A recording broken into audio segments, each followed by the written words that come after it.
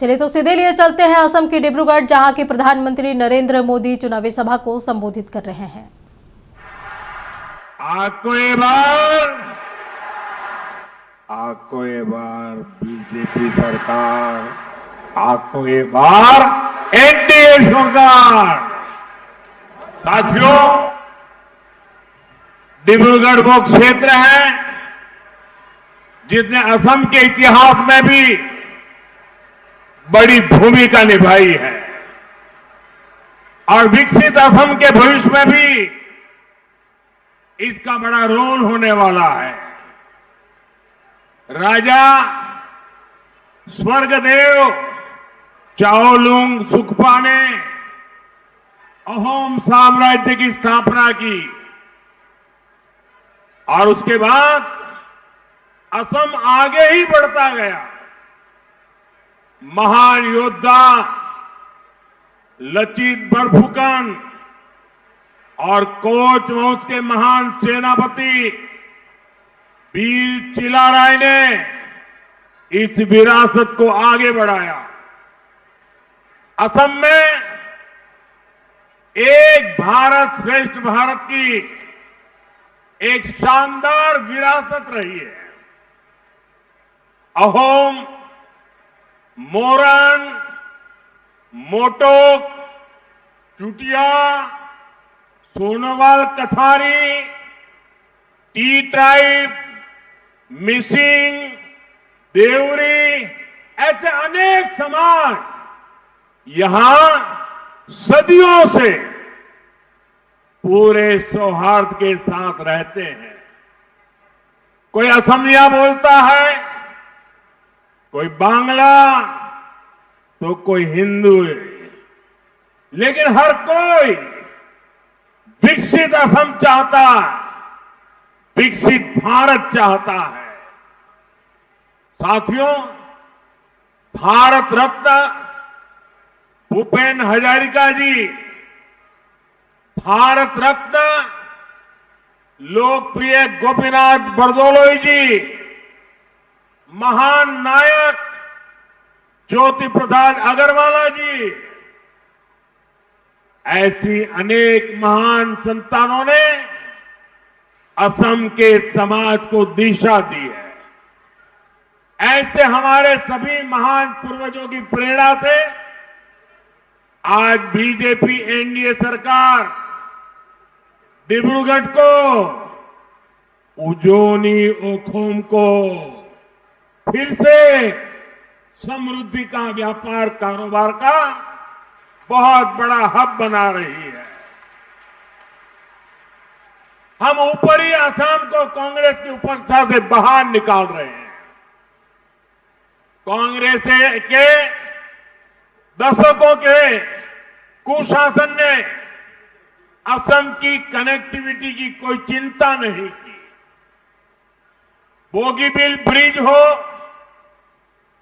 भूपेन हजारिका सेतु हो, जोरहाट माजुली सेतु हो, ब्रह्मपुत्र और अन्य नदियों पर बन रहे ऐसे सेतु इस क्षेत्र की कनेक्टिविटी को नई ऊंचाई पर पहुंचा रहे हैं। साथियों, यहां इस सभा में बड़ी संख्या में युवा मुझे दिख रहे हैं। ये जो युवा साथी हैं, उनको 2016 से पहले के असम की बातें उतनी याद नहीं होगी। कांग्रेस असम की कैसे उपेक्षा करती थी, इसका उदाहरण नुमालीगढ़ से डिब्रूगढ़ वाला हाईवे भी है। इस हाईवे को 2005 में स्वीकृत किया गया, लेकिन इस पर 2013 तक कुछ नहीं हो पाया था और तब केंद्र में कांग्रेस की ही सरकार थी। प्रधानमंत्री भी असम के थे, यहां से भेजा गया था। कांग्रेस सरकार का असम के प्रति यही सौतेला रवैया था। ऊपरी असम और बराक वैली दोनों को कांग्रेस ने भुला दिया था। इसलिए कांग्रेस के राज में असम इतना बंटा हुआ रहा। साथियों, कांग्रेस ने आपकी उपेक्षा की, भाजपा ने आपकी आकांक्षा को सिर आंखों पर रखा। कांग्रेसे आपना लोको उपेक्षा करीछिल, भाजपाई आपना लोकोर आहा आकांक्षा होदाय अग्राधिकार दिया है से। अब आप आज की तस्वीर देखिए। कुछ दिन पहले पूरी दुनिया ने मोरन का वो भव्य दृश्य भी देखा जब बीजेपी एनडीए सरकार के बनाए हाईवे पर लड़ाकू जहाज उतरे। मैं खुद वायुसेना के जहाज से सड़क पर उतरा। 10 साल पहले असम के लोगों को गुहार लगानी पड़ती थी कि गाड़ियां चल पाए, कम से कम ऐसी रोड तो बनाइए।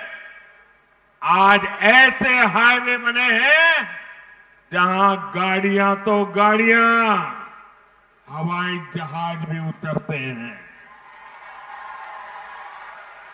ये दिखाता है कि बीते 10 वर्षों में असम कितना बदला है।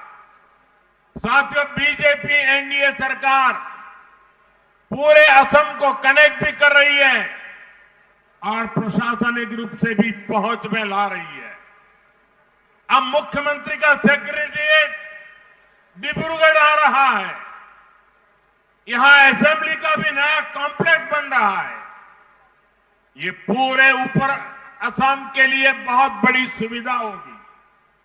साथियों, असम का ऐसा ही तेज विकास होता रहे, इसके लिए डबल इंजन सरकार बहुत ही जरूरी है।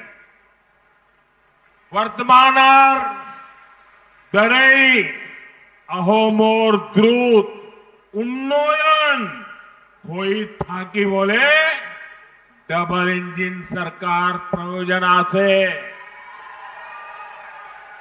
साथियों, कांग्रेस के कारनामों का बेहतरीन उदाहरण डिब्रूगढ़ का असम गैस क्रैकर प्रोजेक्ट है। ये प्रोजेक्ट असम एकॉर्ड का हिस्सा था। समझौते के 10 साल बाद 1995 में पहली बार नरसिम्हा राव जी ने इसका शिलान्यास रखा था। फिर ये ठंडे बस्ते में डाल दिया गया। उसके बाद कांग्रेस की सरकार ने 2007 में फिर से इसका शिलान्यास किया और फिर से लटकाया गया। आपने 2014 में कांग्रेस को विदाई दी, बाय बाय किया और बीजेपी एनडीए को दिल्ली में अवसर दिया। हमारी सरकार ने इस काम को तेजी से पूरा किया और 2016 में मुझे ही असम गैस क्रैकर प्रोजेक्ट का लोकार्पण करने का अवसर मिला था। यानी समझौते के 30 साल बाद असम को गैस क्रैकर प्रोजेक्ट मिला। साथियों, कांग्रेस करप्ट भी है और काम भी नहीं करना चाहती।